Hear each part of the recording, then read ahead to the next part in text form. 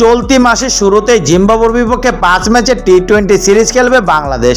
আসন্ন এই সিরিজের টিকিটের মূল্য প্রকাশ করেছে বাংলাদেশ ক্রিকেট বোর্ড বিসিবি। 2 মে থেকে সাগরিকার টিকিট কাউন্টার, নগরের এম এ আজিজ স্টেডিয়ামের টিকিট কাউন্টার থেকে টিকিট সংগ্রহ করতে পারবে দর্শকরা।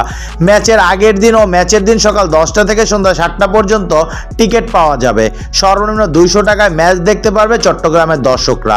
সর্বোচ্চ টিকিটের মূল্য রাখা হয়েছে 1500 টাকা। এই টাকা দিয়ে গ্র্যান্ড স্ট্যান্ড ও রুফটপ হসপিটালিটিতে টিকিট পাবেন দর্শকরা। এছাড়া ইন্টারন্যাশনাল স্ট্যান্ডের মূল্য 1000 টাকা, আর ক্লাব হাউসের টিকিট পাওয়া যাবে 500 টাকায়। স্ট্যান্ডের টিকিটের মূল্য নির্ধারণ করা হয়েছে 300 টাকা। বরাবরের মতো 200 টাকা ধরা হয়েছে স্ট্যান্ডের টিকিটের মূল্য। 5 ম্যাচ সিরিজের প্রথম 3টি হবে চট্টগ্রামের জহুর আহমেদ চৌধুরী স্টেডিয়ামে, বাকি 2টি হবে মিরপুর শেরে বাংলায়।